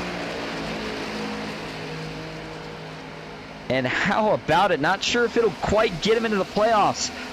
If he's got enough races under his belt, it would, but I'm not sure if he does nonetheless. He is going to be happy about it, and he is going to enjoy it. One top 10 coming into tonight, and he comes out a winner. Fireworks going off on the infield. But you know what? Before we go too far, we have got to look at that last lap. And you know what? It's one of those things. Drivers got to make the decision, and in this case, there was a checkup. Guys made the decision. They were not letting out of it, and unfortunately, because of that, caused a big pileup and ruined everybody's chances back here. Now, does somebody blow up here? This looks really odd. Let's go to the chopper view here. Almost as if... Look how much Brian Conklin... Oh, he might be out of fuel. Yeah, I think Brian Conklin ran out of fuel. I'll tell you what. And didn't even realize how close fuel was for these guys. But yeah, that certainly could have been a concern with the amount of green-white checkers we had. We're right on board, but I'm thinking he sputters right here in the pack. Runs out of fuel, and let's see. Oh, he does.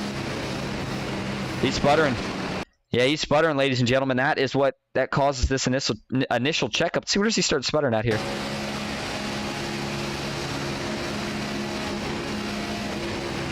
Right there. Just starts sputtering. A lot of green-white checkers. And he was trying to make the distance on fuel. Came up about 3/4 of a lap short. And the big wreck out back here, guys just trying to get around. And everybody decided they were not letting off. Scott Glasso, Andrew Kotz going full throttle for it. Souza has to come up, and they just all get together, and nobody, and I mean nobody's going to make it through this one. Danny Gutierrez gets down into Matthew Cox, who's blinking in the process. Jared Bundy comes down, collects Brian Conklin. And initially I thought the 07 of O'Hara sneaked by, but I think he got DQ'd for incident points.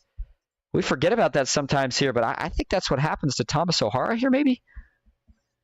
I saw him initially get through, and then he suddenly blinked out. Yeah, I think he just got disqualified for incident points. Let's see here. That would have to be my guess. Certainly unfortunate if that was the case, but nonetheless, the man who didn't have to worry about any of it was Andrew Russo. He pulled away and led it all the way back. All right, we are going to go get interviews with your top three. We will be right back at Daytona. Stick with us.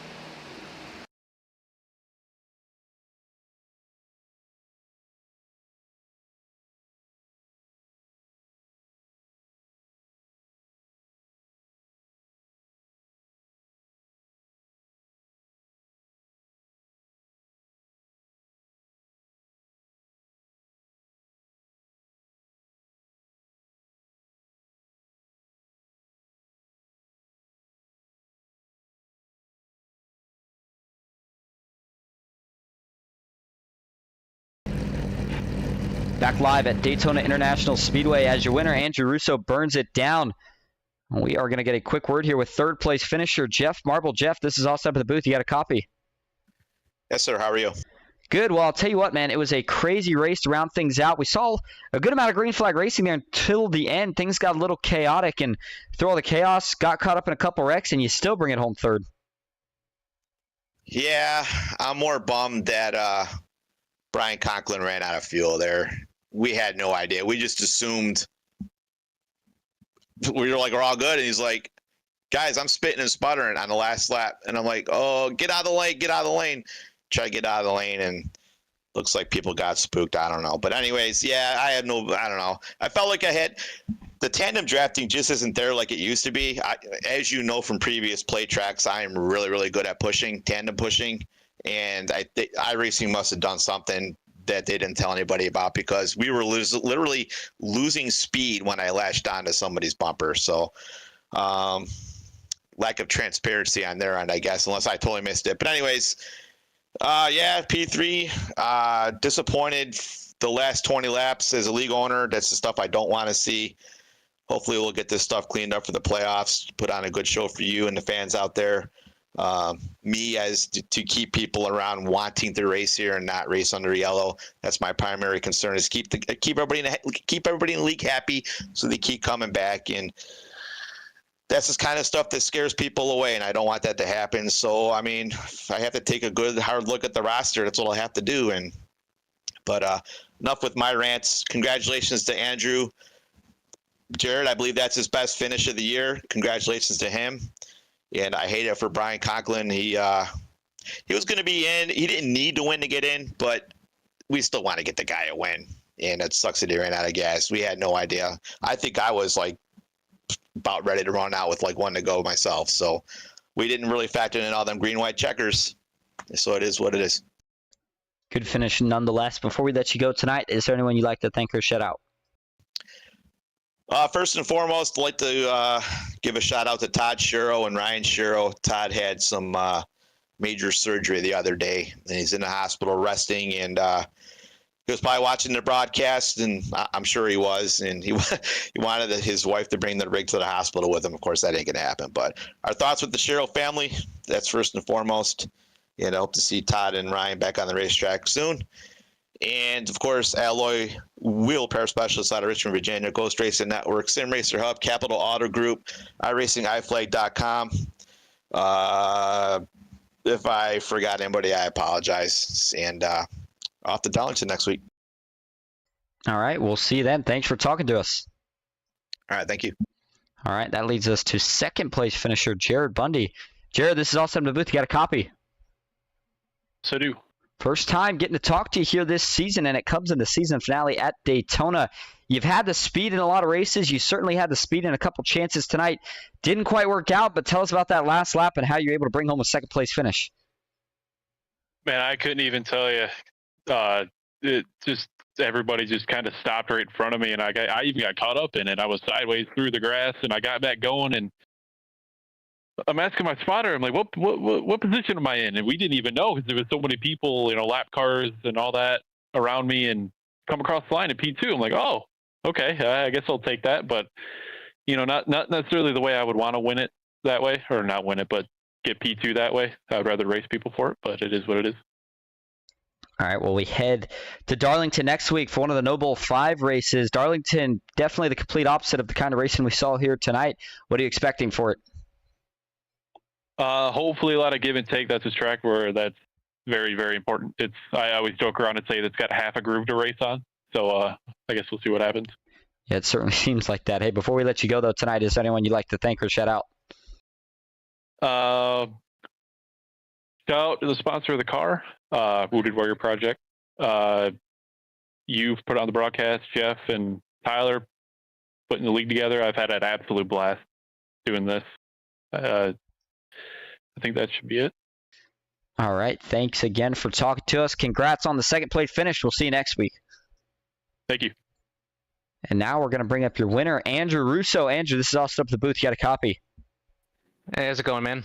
Good. Well, not going to be able to advance to the playoffs, as we heard you didn't quite have enough races to do so. But nonetheless, you get your first win of your rookie season under the lights of Daytona International Speedway. How you feeling? Well, it's feeling great, Came here middle of the season. You see a lot of good guys. You see Souza, the Marbles, everyone like that. And, come out and it's Daytona Super Speedway. Anything can happen. But to see you can hang with them and steal a win from them, that feels great.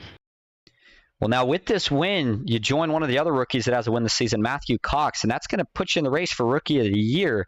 Now, looking at that, what tracks you got maybe circled ahead on your schedule that you're looking to see if you can maybe get number 2 at? I'm a big fan of Las Vegas. I've had a lot of success there. Kansas, another good track. Had some success there. Phoenix is iffy. Homestead, not a whole lot of success, but Vegas is definitely circled on the calendar. All right. Well, make sure we keep an eye on you then. Hey, before we let you go tonight, is there anyone you would like to thank or shout out?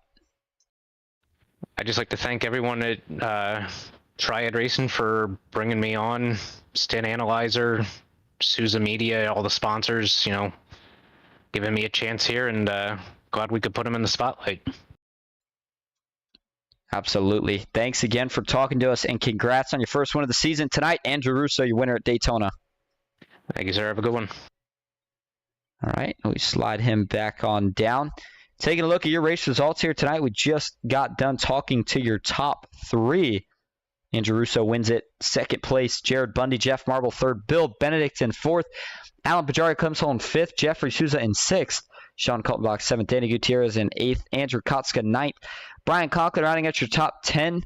It's going to be Matthew Cox in 11th, Thomas O'Hara 12th, Johnny McCallchuk in 13th, Scott Glasso 14th, Cody Matthews in 15th with Cody Richardson in 16th, Jacob Musso finishes in 17th, Joe Musso in 18th. Moving on back to 19th, Austin Fitzgerald and Glenn Grigsby rounding out your top 20. Joshua Watson 21st, Brian Watson 22nd, Jeff Shutt 23rd with Andrew Nieder at 24th, Christopher Hall 25th, Tyler Marble 26th, Jeff Barnes in 27th, Richard Elliott 28th, Kyle Oakley 29th, Tracy Powers 30th, Brian Curry in 31st, Brett Spott 32nd, Ryan Haynes 33rd, and Adrian Watts rounding out your field tonight in 34th position. Well, it was a crazy race. We saw just about everything green flag racing and then a ton of cautions to finish us off. But nonetheless, we came out with just what we expected from Daytona, chaos and a new winner. Congrats again to Andrew Russo, Todd Shiro. We wish you the best, man. Hopefully we'll see you out here again soon. But until then, playoffs next week. It's going to be a fun one at Darlington. Make sure you don't miss out. I'm Austin Green on Ghost Racing Network.